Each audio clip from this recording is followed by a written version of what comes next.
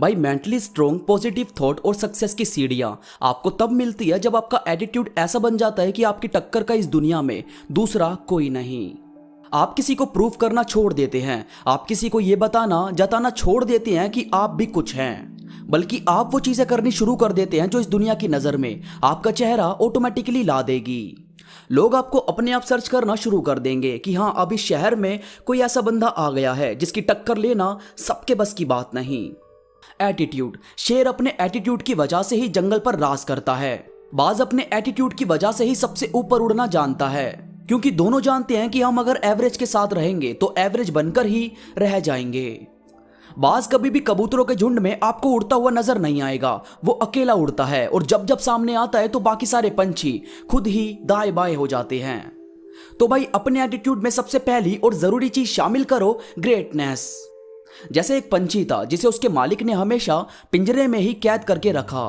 वो कहीं बाहर उड़ता नहीं था, हमेशा उसी पिंजरे में रहता, उसी में पैदा हुआ, उसी में अब बड़ा भी हो गया था और उसी में शायद मर भी जाएगा। मगर एक दिन उसके मालिक से वो पिंजरा खुला छूट गया।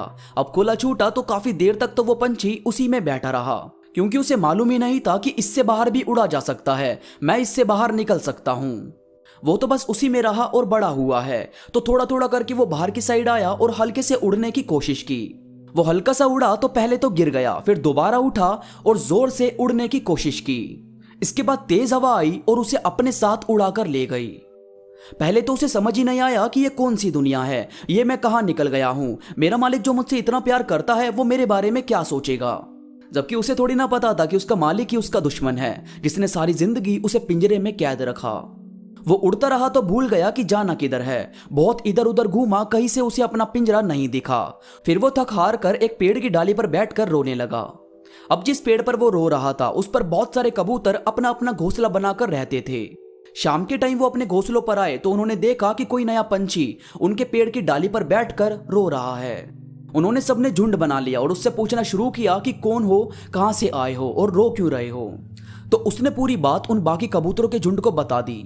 अब जब ये सबने सुनी तो सारे कबूतर जोर जोर से हंसने लगे। अब बेचारा ये कंफ्यूज हो गया कि ये तो मेरा मजाक बना रहे हैं।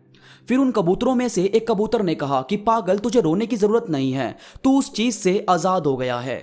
वो एक बंद पिंजरा जो तेरी काबिलियत तुझे बता ही नहीं सकता था, तो तेरी काबिलियत ने तुझे खुद ही ढूंढकर उस पिंजरे से बाहर निकाल दिया। तू किसी पिंजरे में रहना डिजर्व नहीं करता। ये पूरी दुनिया, ये नीला आकाश तेरी उड़ान के लिए बना है। तू उड़ाकर हमारे साथ दाना चुगने जाया कर और शाम को यहीं किसी डाली पर पिंजरा बनाकर हमारे साथ रही हो। हम सब हमेशा खुश रहते हैं।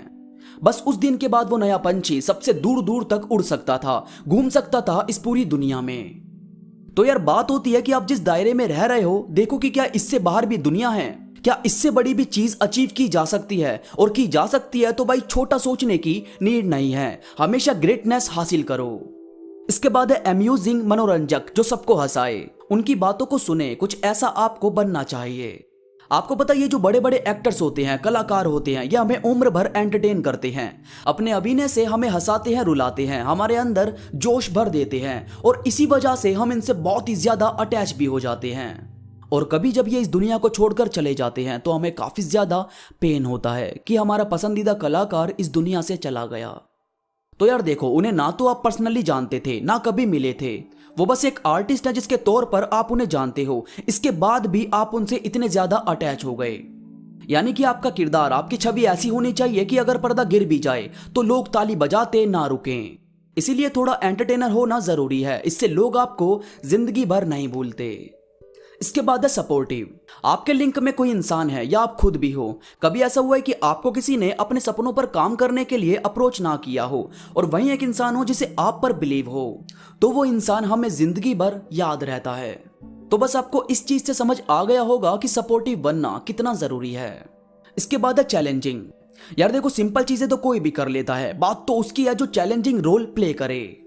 अब जैसे श्री राम अपनी वाइफ के लिए एक ऐसे राक्षस से लड़ने के लिए आगे आए थे जिसने काल को भी अपने वश में किया हुआ था, और नतीजा क्या सामने आया कि सत्य की जीत हुई और आज हम श्री राम की पूजा करते हैं। तो भाई चैलेंज लेना बहुत जरूरी है। याद रखो, दुनिया के इतिहास में सिर्फ उसका नाम लिखा जाता है जो या तो जीतते हैं या अपने हौसले से सामने वाले को हिलाकर रख देते हैं, उनका नहीं जो हारने के डर से गिव अप कर दें। तो थोड़ा सोच कर चलो। और भाई केयरिंग बनना बहुत ही ज्यादा जरूरी है। अपने लिए और अपनों के लिए केयरिंग इंसान होना ही चाहिए। अब जैसे आपकी किसी से फीलिंग हर्ट हो रही है, कोई आपकी खुशियों को नहीं समझ रहा, कहीं आपको परेशानी आ रही है, तो जाहिर है आप ऐसी हर चीज को खुद से दूर कर दोगे जो आपकी खुशियों को मार रही है। यह होती है खुद की केयर। और आपके अपने किसी परेशानी में है, वो आपसे कुछ मदद चाहते हैं या वो हेल्प नहीं मांगते तो भी आप उनकी मदद करने के लिए आगे आते हो, यह होती है अपनों की केयर। यही चीज देखी जाती है कि किसके बुरे वक्त में कौन साथ खड़ा है। इसीलिए किसी के वक्त का मजाक मत बनाओ, हो सके तो उसकी मदद करो ताकि सबकी जिंदगी ब्यूटीफुल तरीके से चल सके। दोस्तों उम्मीद करता हूं मेरी बातों ने आपके अंदर एक जज्बा भरा होगा, आपको ये वीडियो पसंद आई होगी। वीडियो में आपको कोई भी बात अच्छी लगी हो तो लाइक जरूर करो और कमेंट करके मुझे जरूर बताओ। इसके साथ ही मुझसे इंस्टाग्राम पर अभी जुड़ो, इंस्टा पर मैं काफी चीजें अपडेट करता रहता हूं जो मुझे यकीन है कि आपको जरूर पसंद आएगी। इंस्टाग्राम का लिंक नीचे डिस्क्रिप्शन में मौजूद है। तो अभी के लिए बस इतना ही, मैं मिलूंगा आपसे नई वीडियो के साथ, तब तक के लिए धन्यवाद।